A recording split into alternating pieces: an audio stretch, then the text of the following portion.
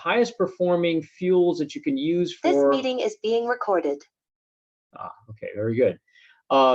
Is one of the highest performing fuels that you can use. Is also one of the most difficult to deal with because of its extreme temperature, 420 degrees below zero. It makes materials very brittle, very tough to deal with. And also its density is very, very low. I think it's 4 pounds per cubic foot, if I remember right, which means the tanks are very, very large. So it has both good and bad aspects of it, but it's the expertise in working with hydrogen that got us into the launch vehicle business here in Cleveland, as well as other types of physics for propulsion in space, electric rockets, nuclear thermal rockets, which are fission-based, and even nuclear fusion rockets, which are fusion-based.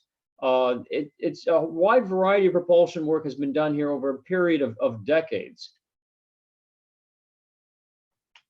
Okay.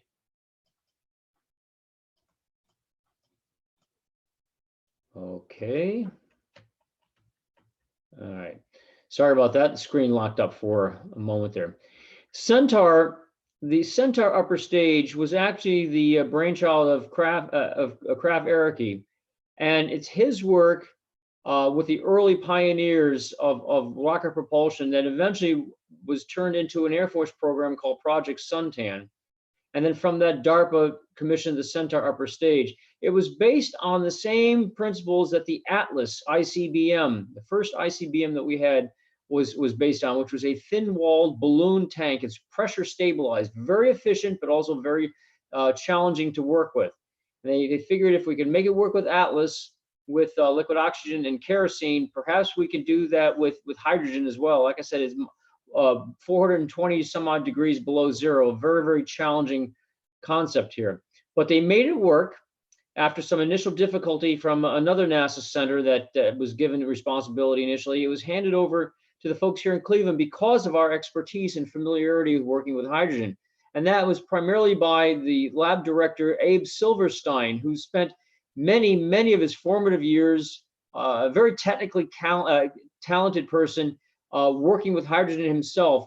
He rose up to the point of being center director, and it was his work that enabled the Centaur to be, for them to find the problems that were being caused up by this advanced technology, solve the problems, test out the solutions, and successfully launch the Centaur upper stage by the people here in Cleveland, Ohio. And here's some earlier pictures of the Centaur upper stage and the RL-10 engine.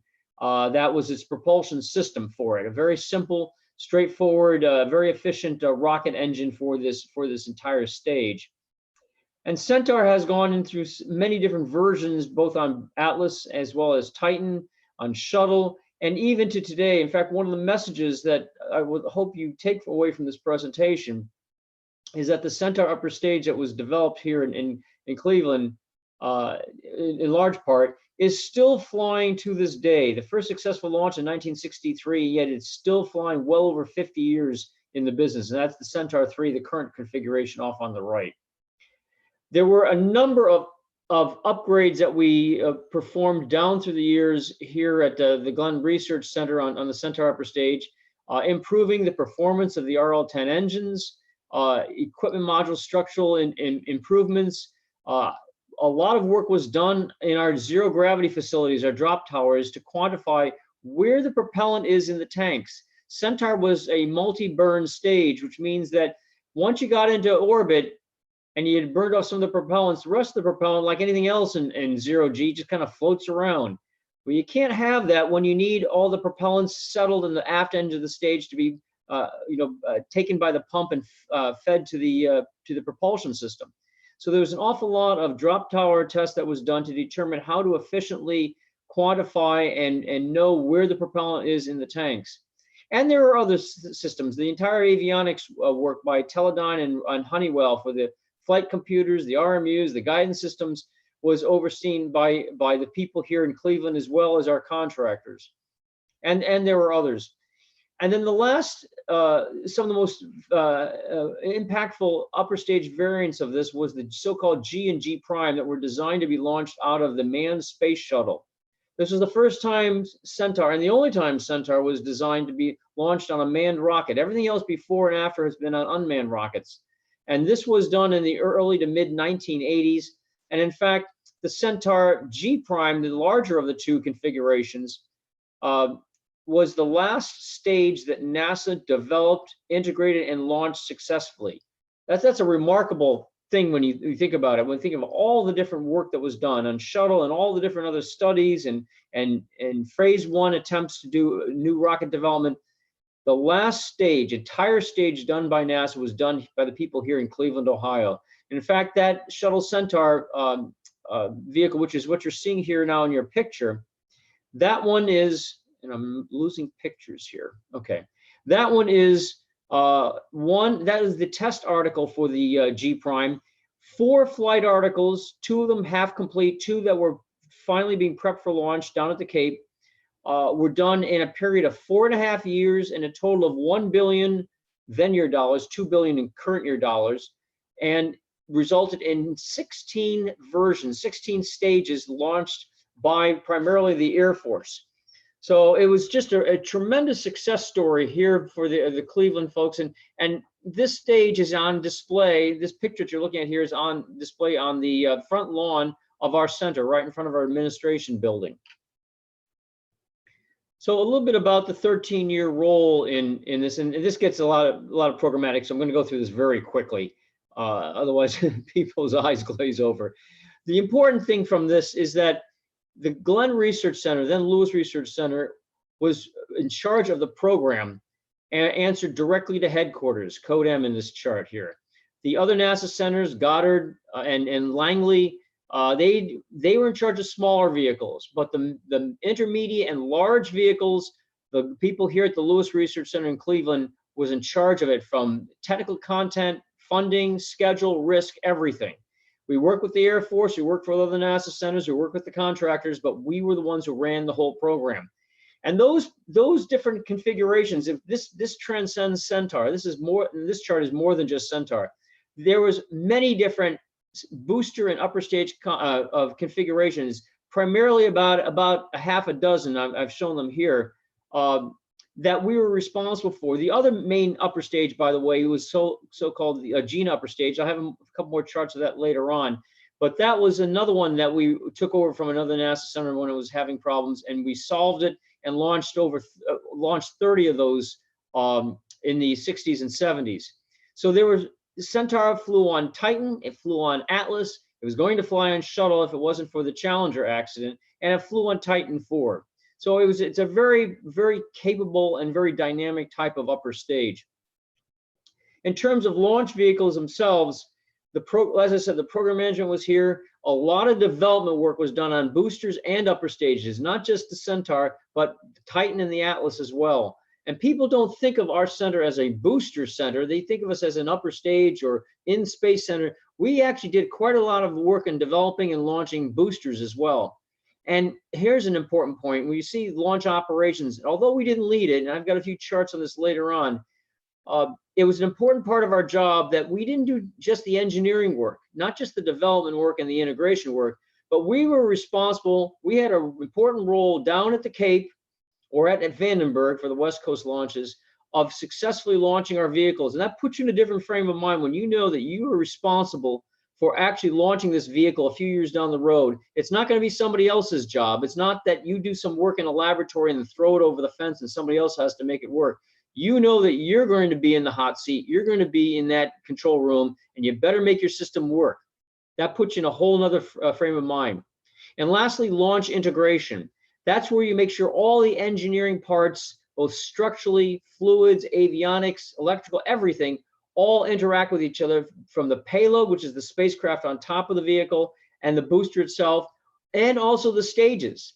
We did both launch vehicles, stage integration as well as payload integration. So that's a lot of work that was done up here in Cleveland.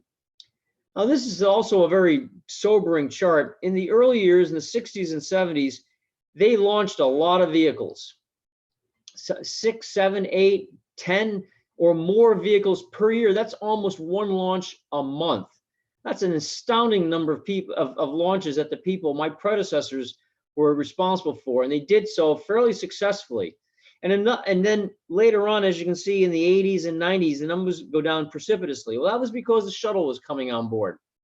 And we were directed by headquarters that while you were going out of business because the shuttle, well, we've decided to put all of our eggs in one basket. Shuttle was going to do everything for everybody, and we didn't need any other launch vehicles. Well, you know what happens when you put all your eggs in one basket. You take a big risk, and that was called Challenger. So what was happening was the headquarters was only sending us funds to buy another rocket for another year, or two rockets for another year. And we just kept on this, onesies and twosies for quite some time until later on in the 90s and 2000s, when the program had transitioned out of Cleveland. They finally came around and said, well, we really do need to have several vehicles, not just one. Another thing to keep in mind, and look at these bar charts, it wasn't just Atlas Centaur, the dark bars there. We were launching all types of different configurations of upper stages and rock and boosters. So in the early years of the program, we're trying to get these things to work, and we're doing it for a variety of different combinations and quite a few of them. So it's really a remarkable job that our predecessors back in the 60s and 70s, what they were able to accomplish in the early years of the space program. I'm not going to get into this, but it's primarily to give you an idea of how many millions of billions of dollars, really. In the lower right-hand corner, you probably have a hard time seeing that, but that's in constant year dollars. The bottom line is, in terms of just procurements, not paying salaries, not paying overhead charges, the amount of money that came into our center, into the Cleveland area, was in the billions. Because building and designing rockets and launching them is expensive business. And when the program was taken out of Cleveland, that was a big conduit of funds that did not come here to Cleveland. It went elsewhere. So it was a big loss to the Cleveland area. And we did so with relatively few people, 125, 150 people here in Cleveland. That's it.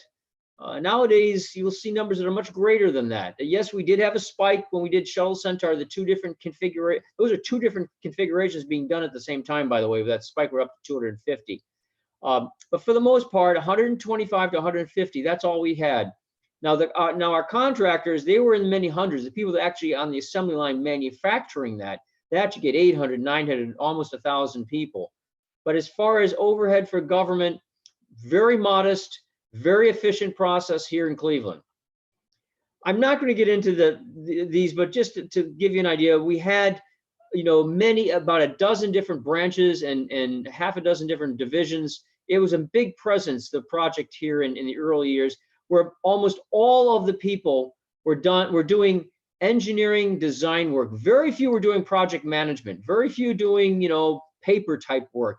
It was all people doing testing, doing design, doing analysis, deriving equations. Almost everything that you see on this chart are people doing actual engineering, very little overhead. Now, how do you go about designing and developing and doing a launch vehicle? Abe Silverstein had a commandment: you test on the ground before you go to flight. It's very expensive to build something and fly it and have something blow up on you. It's a lot easier testing it at the component level first, and then subsystems, and then entire systems, and then entire integrated vehicles. And that was his commandment. You do that, and you do this independently of the contractor, because these systems are so complex. Inevitably, people are going to make mistakes. The contractors are making mistakes. The government's making mistakes. And this is really the only surefire way of catching these mistakes before they become disasters. And it's a whole lot less expensive to do it this way. A lot of the work in the test facilities done here, the 8x6 supersonic wind tunnel, was used to figure out what happened to the initial failure on Atlas Centaur when it was run out of a different center over in Alabama. We solved it in the 8x6. The altitude wind tunnel was used for fairing and retro rocket firing testing, as well as testing for other launch vehicles. We used wind tunnels for the RL-10 engine testing. This is before we had B2, which was a design for an entire stage like Centaur. And there are other facilities here in Cleveland and out in Plumbrook that are designed for rocket stage and rocket propulsion testing. A lot of words on this chart. I just want to say that, why was the Centaur successfully done here in Cleveland and not elsewhere? And what you'll say, and these are some quotes out of a book on the subject here, that it was an extraordinary combination of energy and teamwork and leadership.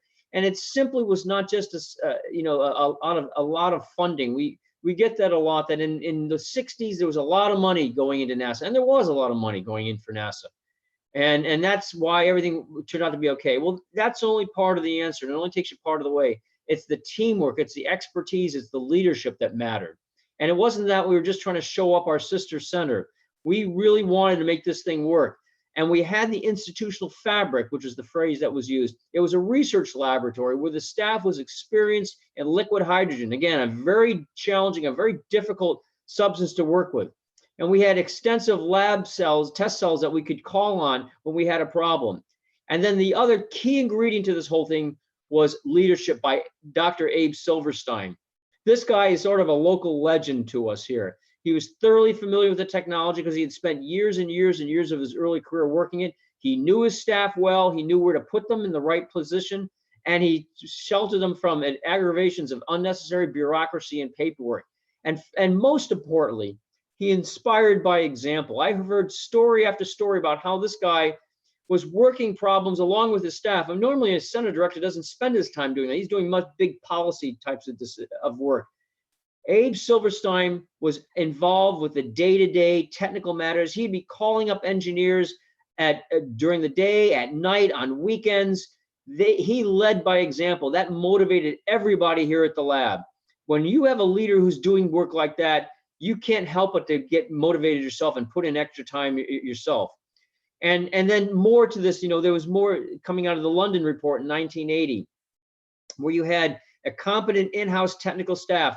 We knew our contractors, we knew our counterparts, we knew who led what. There was no ambiguity about who was in charge. Everyone knew who was responsible and who they'd be coming after if something went wrong.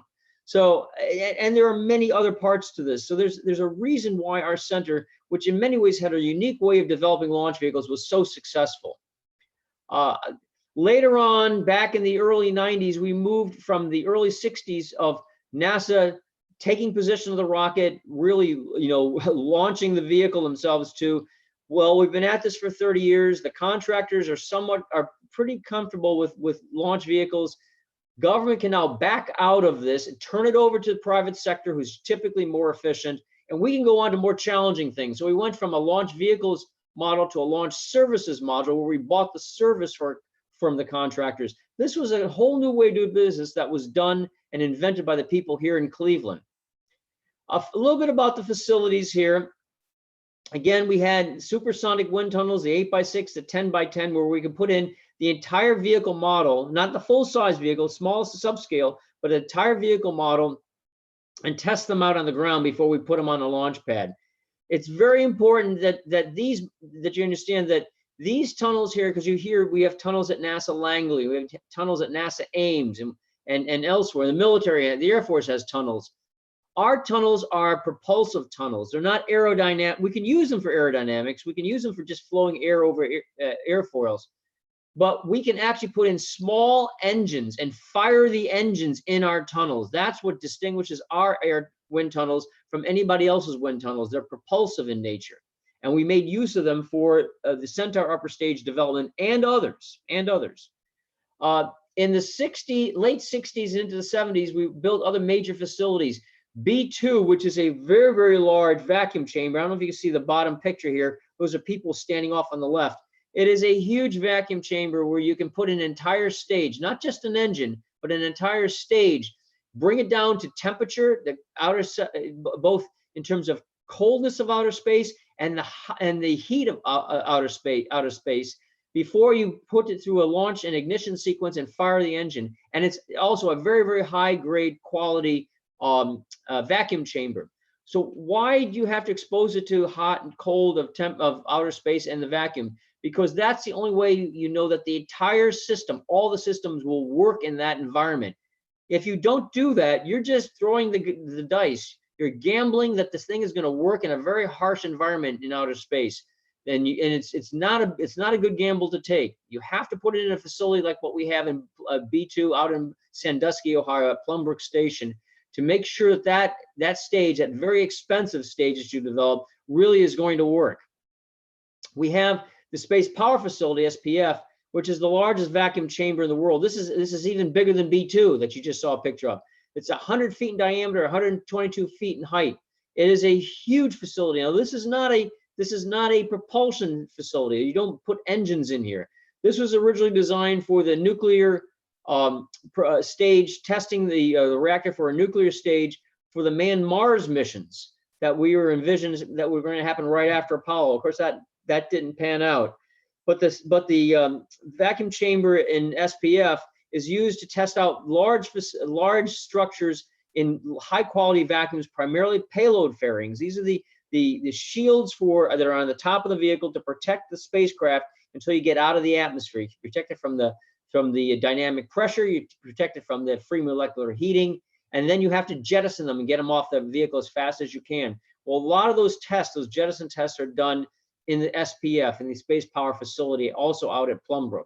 It has also ambient temperatures that can be brought down to very, very cold environments in space, just like B2, minus 320 degrees Fahrenheit, and also very, very high temperatures, as well as high vacuums, 10 to the minus 6 torr. And there are other facilities, but those are the big ones. Let's get into integration, stage and payload integration. And let's see, time check, we're about halfway through. Well, we got ample time. Stage integration. Yes, there were about a half a dozen major booster and upper stage configurations in that earlier chart I showed you. Many other variants of those boosters in the upper stages did exist. Now, this is like a second level of detail that I'm not going to dwell too much on. So the idea is that, yes, there was more versions of the Atlas than just the Atlas booster. There was the LV3C, the SLV3C, and so on, GI, 1, 2A, and 2AS, and so on. The pictures on the right there, where you're actually mating one stage to the other. That's one of the aspects of stage integration we're talking about. And it's more than just structures. It's, do the avionics work? Do the electrical power cords work? Does the communications back and forth between the stages work? All of that is important and is critical to make this a successful entire vehicle stack. When it comes to spacecraft integration, this is the spacecraft on top of the launch vehicle. The launch vehicle is the transportation. The spacecraft is the payload. Okay. Frequently, the payload is as expensive as the entire launch vehicle. Okay. We had 119 launches, well over 100 spacecraft that we launched. Some of them were very similar to each other. They were series. Some of them were one of a kind.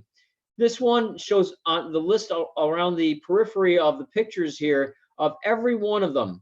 Most of them well, there were an awful lot of communication satellites, the Intelsats. There are some famous ones, the Viking landers on Mars, Voyager spacecraft. These were all launched by Centaur. And others for the lunar program were launched by other vehicles with other upper stages, primarily Agena. But the Centaur always took the most performance demanding missions, be it Viking, Voyager 1 and 2 that went to the outer solar system and beyond, and in the last one, Cassini, which was the orbiter to Saturn. There's a lot of work that goes into payload integration.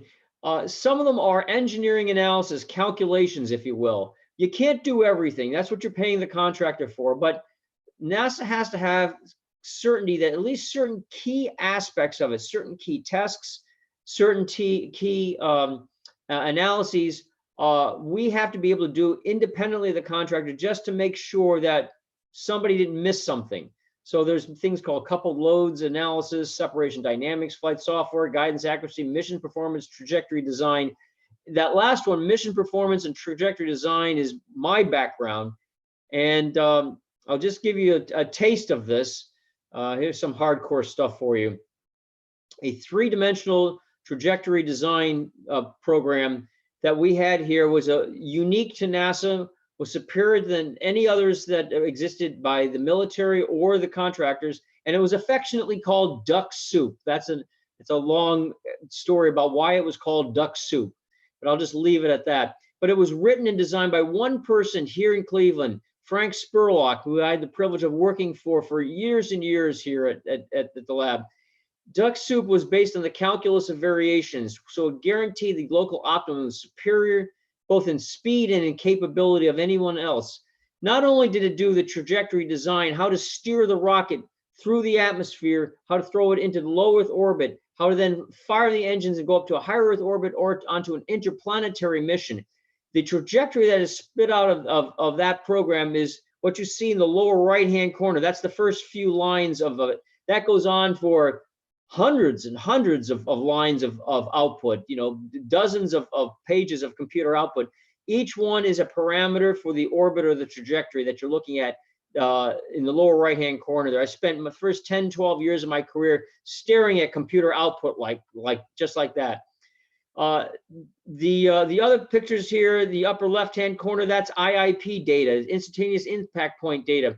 What happens when you jettison the stage when it's empty? What happens if something goes wrong and you have a bad day and you have to blow the rocket up? Where will the pieces come down?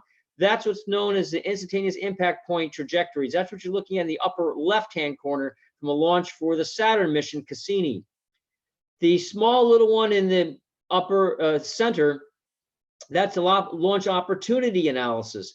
That tells you how many days you have to launch and what are the hours of those days, and the margin for how much propellant you have for that. That particular chart that you're looking at was going to be used for the Galileo mission to Jupiter, and it was going to be used just before or just after the Challenger mission. Well, we know what happened there. But that particular plot was used to convince and headquarters used that to overrule Houston and Marshall Space Flight Center in Alabama to fly 109% SSME engines. As you may know, the space shuttle regularly flew at 104% throttle. We convinced them that we had to have 109% throttle. That would have been the first time this was really flown on a vehicle. And it was because we needed it, and because we showed by analysis that you needed that to have a reasonable opportunity to getting to Jupiter. The one on the right is a tracking station analysis that comes out of Duck Soup. That tells you what stations, be it Bermuda, Bahama, Ascension Island, which tracking stations and what are the elevation angles they can see as the vehicle flies over, so we can get our telemetry, our data. And then lastly, the one in the lower left-hand corner, that's a daily launch window. It tells you when the window opens and closes based on a variety of factors, primarily orbital mechanics type of considerations and performance. That was also come out of Duck Soup for the Cassini mission. So this is just one analysis out of many to give you an idea of what we do on a regular basis at NASA to support a launch. Okay. Let's talk about the launch itself. Now, we're not responsible for the launch itself, but we do support it. Typically, we send 36 people down to either the Cape or to Vandenberg. Most of our launches were at the Cape, and that's Eastern Test Range on the right-hand side. Mostly from pads 36A and B. That's what the bottommost one there, that with the golden arrow there. The Atlas Aeginas were north of us at Slick 12. And then some of the big performing missions, the outer planetary ones, were up on the Titans on pads 40 and 41, primarily 41. And then at Vandenberg on the west coast, the Thor Aeginas were on Slick 2E and the classified missions in another pad south of it. And this is some of the pads from Missile Row. 36A and B, where most of the Atlas Centaur were launched, are the bottom, the closest pads in this picture, the one on the left and right there, and then two more pads up is Slick 12. So what were the duties for the people here that launched Centaur and the other vehicles? Well, we would go down about a week before launch. Like I said, there was about 36 of us, and I had the privilege of working a couple of launches myself. I was down for more and trained for more, but I only ended up working 2 of them, and it's quite an experience, by the way.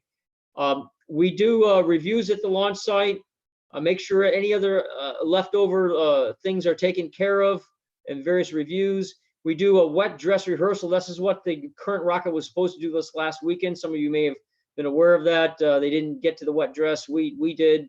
We had to for every one of our launches. And we got a chance to walk down the gantries. That means you took an elevator all up to the top, and you walked down each one of those floors to check out the systems.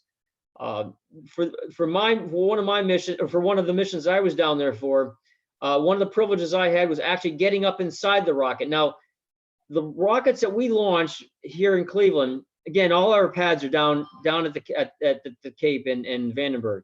We obviously can't launch from Cleveland, but all of our vehicles were unmanned. We didn't have any astronauts on board ours. However, there was one launch. I was doing a walk down, and they asked, "Does anybody want to get inside the vehicle?" And I, of course, jumped at the opportunity and was able to get in between. There's a interstage adapter between the booster and the Centaur upper stage, so there's enough room for a couple people to stand while the vehicle is actually on the pad. So that was pretty cool. And they also let us walk across one of the swing arms to the towers. So that was, you're standing about, well, at that point, you're probably about 15 stories off the ground, and you're walking across the swing arm. It's an experience you won't forget. Now, the day of the countdown, we had various positions and responsibilities. We're all over the different control rooms.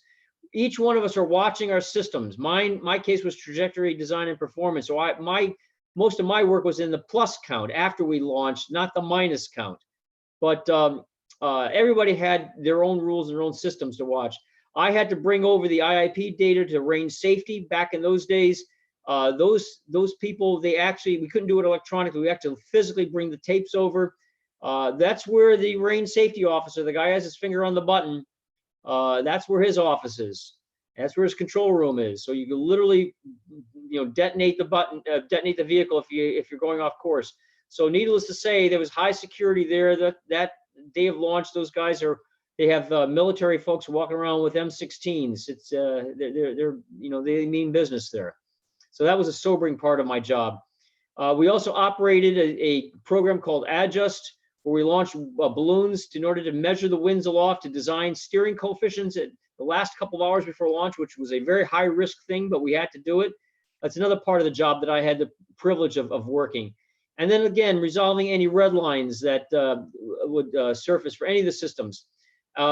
We were responsible for letting our supervisors know if we did not think we were go for launch, because there was a call from the the Lewis Research Center whether we felt we were go for launch or not. And then after launch, hopefully it was successful, we had to, especially in my case, my particular responsibilities, determination of success. Did we get to the orbit that we wanted?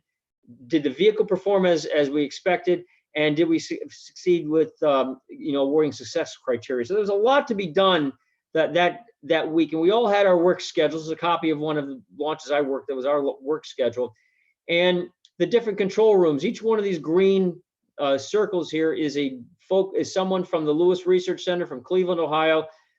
This was the Launch Vehicle Data Center. Most of the engineers were there. My position was down, and you can't see it, but it's 47. It's actually 48. Console down to the lower right. And also I had a position in 35. And then the Mission Director Center, where all the big people were, the center director, division chiefs. Those are the 5 positions there for the Lewis Research Center, and you see in green.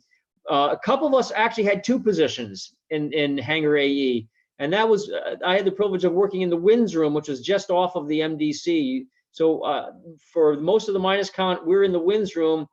And then when we finally had the steering coefficients uploaded into the computers on board the vehicle, we would transition to the LVDC, and that's where I spent most of my time. So I actually had 2 different positions in 2 different control rooms because of the nature of my job.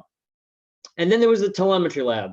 This is really where all the strip chart recorders and this is the back room. This is where really all the action was happening.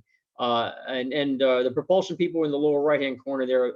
Everyone in green there is from the Lewis Research Center. And here's some pictures of what these places look like. Hangar AE, where most of us were, in the upper right-hand corner. The Mission Director Center below that. The 3 pictures on the bottom are all from the LVDC. That's where, like I said, most of the Lewis people were. A colleague of mine, Klaus Gumtov, guidance accuracy and flight software is in the lower left-hand corner there. And in the lower right-hand corner, that's a much younger picture of me at my console position. It's continuing circling around the telemetry lab. If you've ever heard any old video of the telemetry lab and the person's voice calling out all the systems, whether a go or not, that's Skip Mackey. That's him there in the center. He owned the telemetry lab for decades. And then the rest of the people in the blockhouse that's adjacent to the launch pad itself. So this is where we work for launch day. And again, we would advise our senior leaders whether we felt we were go for launch. Our responsibility was to let them know if we thought that we weren't. We had a pretty good success record. In the early years, we had a lot of failures, everybody did, but we had one of the most challenging vehicles back then. So, but then as time goes on, you get closer and closer to perfection, and certainly all the commercial launches, 100% success in those 6 launches as well. We had a good get together at the 50th anniversary. The last NASA Glenn-led launch of any type was also a Centaur launch. It was on Titan 4 Centaur, and that was the launch of the Cassini mission to Saturn. That took place in October of 1997, quite a few years ago. This is a historical picture back in 1979. That was an old Centaur display model behind them, and this was during one of the lowest staffing levels of the program history. You think there's a lot of people there. That was actually, we usually had a lot more than that. Okay, remember, it was 125 to 150. And then during the 50th anniversary, and then late after that, in 2016, we got the Centaur G Prime upper stage. It was actually for years, it was on display at another museum. We finally got it transferred up here. We feel where it belonged, here in Cleveland, Ohio. It was our vehicle. And we had the dedication ceremony in 2016. We tried to stage a similar shot of that vehicle. And there it is on display here in Cleveland. And then the 50th anniversary in 2013, we had it at the Great Lakes Science Center. We had all sorts of dignitaries here, mostly the retirees, a number of us who are still working the program, local political leaders, a lot of industry leaders, a lot of the industry leaders for the contractors and the military. We had Andy Stofan, former Center Director and program manager for, I believe he was Viking, Larry Ross, program manager for Voyager. Both of them worked their way up in launch vehicles, both of them former Center Directors. You don't get any higher than that here at the NASA Center for here in Cleveland, as well as John Cassini from NASA Jet Propulsion Laboratory, who was the mission manager for Voyager, Galileo, and Cassini. How do you like that for a resume? I mean, so 3 of the most famous, most successful missions ever launched by the country ever. We're just 3 of the speakers. We had many more speakers, and get together for people that were, just really remarkable people. Most of them are retired, and then one more group shot for the 50th anniversary. So what happened after the program was transitioned out of Cleveland? Well, it continued on. It was transitioned down to the Cape, but it was under commercial launch services, and the Centaur they dropped the Centaur. It used to be called Atlas Centaur, but then they just dropped the Centaur and just call it Atlas. And we had it for Atlas 1, 2, and 2A, and I think we launched a couple of 2ASs. But then when it transitioned out and moved to the Cape, they went to Atlas 3, 3A, and 3B, and now we're launching Atlas 5s. Atlas 5, both 400 and 500 series, as well as they're working on the Atlas 5 Heavy. So those are the vehicles now that Atlas continues on.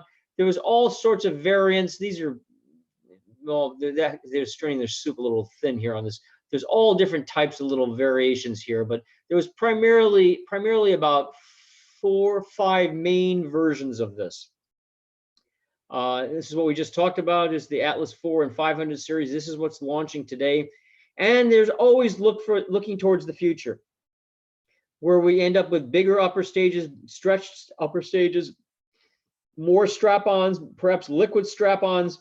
There's all different types that Centaur and its booster Atlas could eventually grow into. Just as for any other launch vehicle, they always have ideas of what the future may hold. So just to conclude, the expendable launch vehicle in general, and Centaur in particular, is probably the most impactful program ever performed by the people here in Lewis Research Center. Now, that's kind of a bold statement. I mean, it's a big center. Only half of it is space, the other half is aeronautics. I'm sure there's people in many parts of the lab who will say, well, they thought their program was big. Well, I think we've got bragging rights. They're certainly one of the most impactful. For 35 years, 119 launches, a half a dozen primary booster and upper stage configurations, program leadership, development of all these different stages, integration, launch support. I mean, you name it, it was a remarkable 35-year period here in Cleveland. And I would argue that, well, before you get to the punchline, you also have, over 50 people still in the general area, still in Northeastern Ohio, in the Cleveland area, who were retired from the program. Some of them are still active as retirees. They advise, they do a lot of technical work. Others are not. And there's still about 27 of us left here at the lab who still date back to that program, although there's fewer and fewer of us every day. We're retiring as time goes on.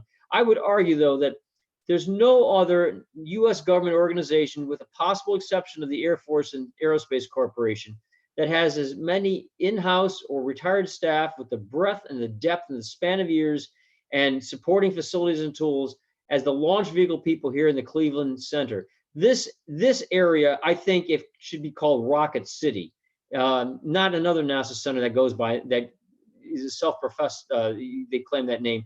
You folks have, this Cleveland Center has the variety, and if you throw in the electric rockets and the nuclear rockets, nobody can compare with that. It's really something, and it all dates back to the Centaur upper stage. If you want more information on it, there's primarily 2 books, Taming Liquid Hydrogen, the Centaur upper stage rocket, and Engines and Innovations. Those are the go-to books for the history of launch vehicles here at the center.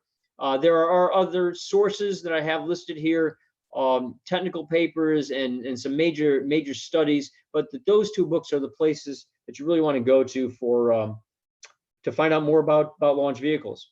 And that's all I've got. Are there any, let's see, we've got 15 minutes. Are there any questions about Centaur, launch vehicles, or anything else? All right.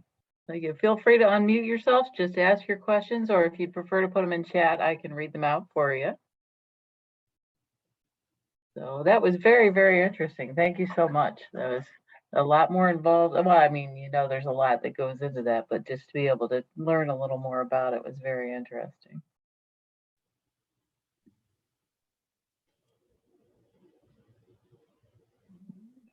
Well, I couldn't have done that good a job. I never realized we had this much expertise right here in our area up here. It's pretty amazing. Well, working for the generation and 2 generations before me was a real humbling experience. Those are the people that really deserve the lion's share of the credit. Well, thank you so much. Very, very interesting.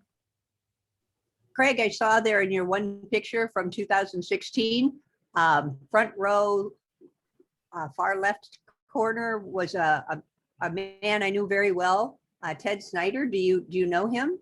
He'd be like 92 by now. Which one are we talking about now? Is it this page? No, it was one of the ones in, keep going back, keep going. No, the No. only pictures of, Okay, let's see. No, it was an outside picture. oh, okay. Let's see. Maybe the next one. That one? Yes, the man on the very far left-hand side with the white hair. Now I Let's get- see. Let's see. Okay, this guy, the leftmost guy is Ed Muckley. Okay, okay. All right, so that's not Ted. That's Dean, what's Dean's last name? These people you're talking about? Yes, yeah, I was talking about that one right now that you have your hand on. He just looked Okay, like yeah, a man. yeah, no, that's Ed Muckley. He's a former Air Force officer, branch chief in the Launch Vehicle Project Office. Okay, okay. Did you know Ted, though, Ted Snyder, he worked there for a lot of years. Maybe he wasn't in the same area, but I know once he retired, he did as you're doing. He did a lot of talks for NASA. He was on the. Yeah, no, the name does not ring a bell. I keep a list, a database of all the people that ever worked on it, as far as I could tell, and a lot of them are people before my time. Okay, thank you very much. It was a great presentation.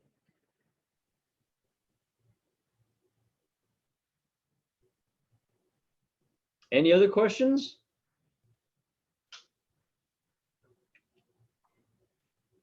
Okay, I'm not seeing it. Let me just check the chat real quick so I don't see any more questions.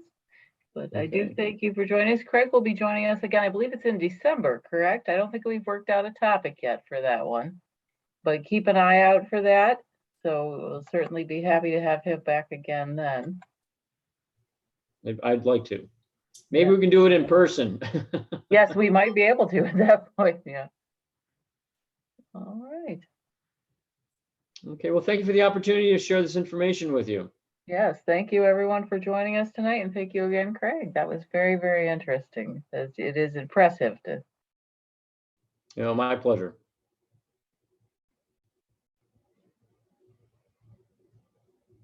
Okay.